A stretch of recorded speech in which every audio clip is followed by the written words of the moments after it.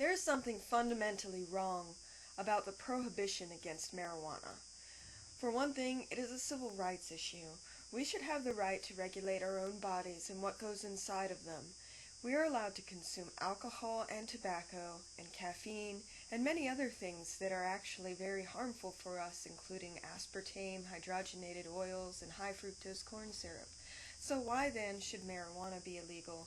Why should we be banned from using it ourselves for recreational purposes or medical purposes? And also, we are losing out. We are cursing our environment by refusing to industrialize hemp, which is the same thing as marijuana. The legalization of marijuana and hemp is a serious environmental issue because we're wasting a valuable resource.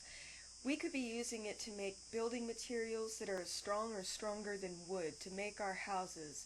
We could be using it for warmer insulation than we're using right now to save on energy and heat.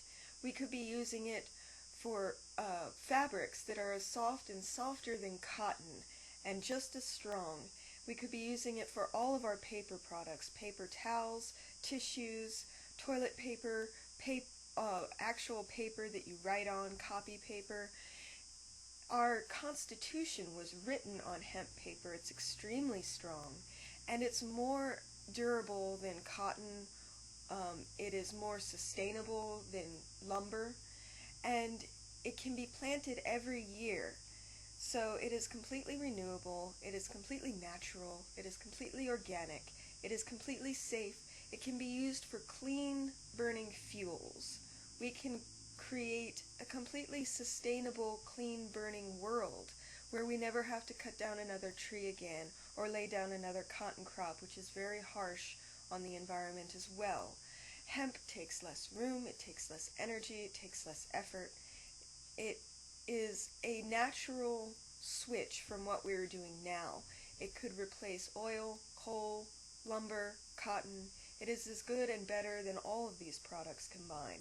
And it can be used for hemp seed oil, which is a very nutritious, beneficial addition to any healthy diet, full of omega-3 and omega-6 fatty acids, as well as vitamin E, which is extremely good for you. There are no adverse effects to using hemp oil. There are no adverse effects to smoking weed, and it has a very long history in most cultures in the world.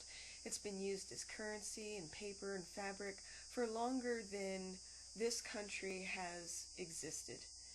And it was a useful crop, even for the founding fathers. Thomas Jefferson grew hemp, Washington grew hemp, and Lincoln is quoted in saying one of his favorite things to do is sit on his porch with his harmonica and smoke some sweet. There are more and more medical uses being found for marijuana as well, which are extremely beneficial to a lot of people.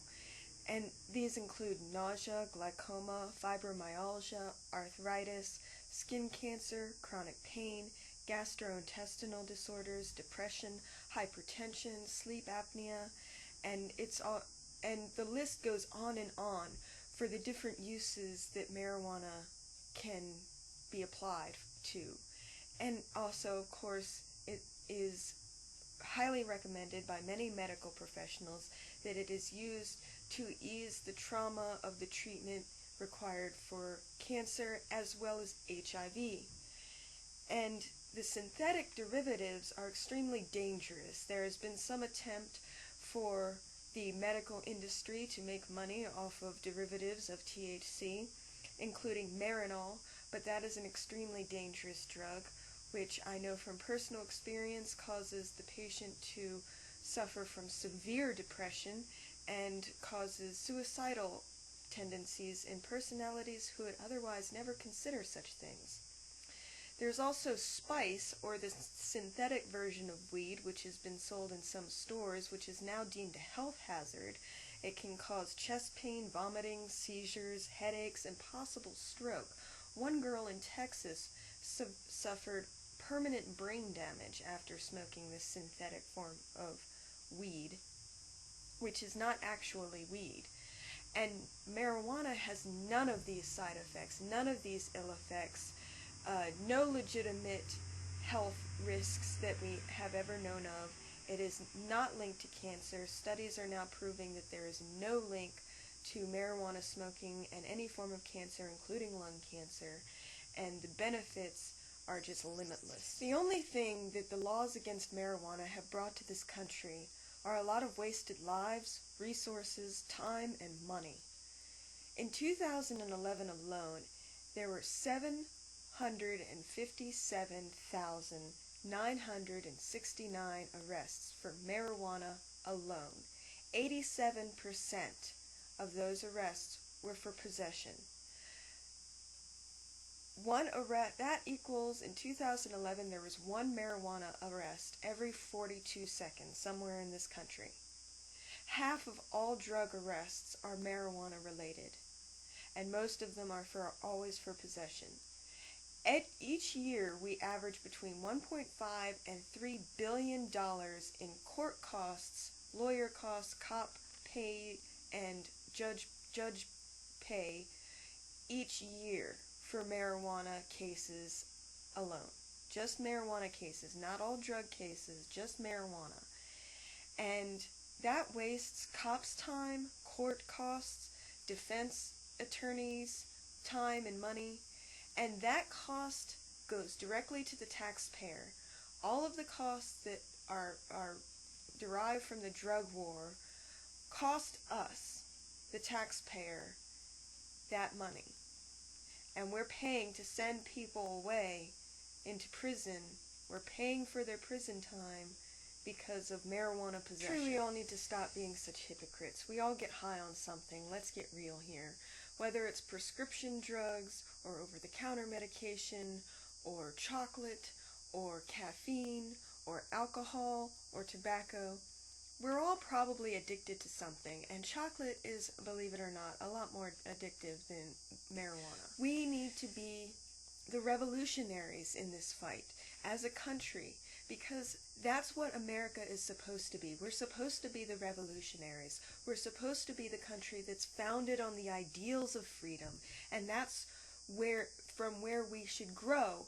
But we have gone back. We have retracted our freedom by making marijuana illegal, by being duped by this propaganda that has been pushed for far too long. And we've gained ground now. There's a lot of scientific studies happening right now, and that have been suppressed in the past that are now coming to resurface and come to people's attention. Things that prove that it is not cancerous, that it is not a psychotic drug, that it doesn't have any serious negative health consequences, that it can be useful for fuel, for fabrics, for energy, and medical purposes that are growing rapidly day by day. We have gained ground now that Colorado and Washington have legalized the recreational use of this drug. But we still need to keep fighting. We still need to remain vigilant, because we still have insane laws in this country which send people away for marijuana offenses longer than people who abuse animals, longer than people who beat their wives, longer than people who rape even. People go away for life for marijuana charges. And now in Florida, they're trying to pass House Bill 49, which would ban all sales of all pipes or any paraphernalia that could be used to smoke marijuana. So Florida is now leading the way in stepping backwards. And we need to stop this insanity and take back our country, take back our freedom. And even if you don't smoke, this should be a vital issue for you, because it may become important to you later when a family member needs it for medical purposes, or when the environment is simply crumbling beneath our feet because we've drained it of all its natural resources and destroyed all the natural world in order to get it. This is everyone's issue. This is not just an issue of stoners wanting marijuana legalized so they can stay home and get high all day. That's ridiculous. And marijuana doesn't make you that lazy, useless person. That's a dangerous and ugly stereotype that is wickedly untrue. A lot of productive people, like I said, including Lincoln, smoked marijuana frequently, and still managed to be productive, intellectual, enlightened members of society. If you are a useless person, then you will be useless no matter what you take, whether it be alcohol, weed, or simply the air you breathe. You need to take responsibility for your own actions and quit blaming the substances you take into your body. This should not be part of the argument for marijuana prohibition. We need to get past all the propaganda. We need to get past all the mythology surrounding it. We need to stop with all the fear-mongering and speak from intelligence, experience, and scientific and personal common sense.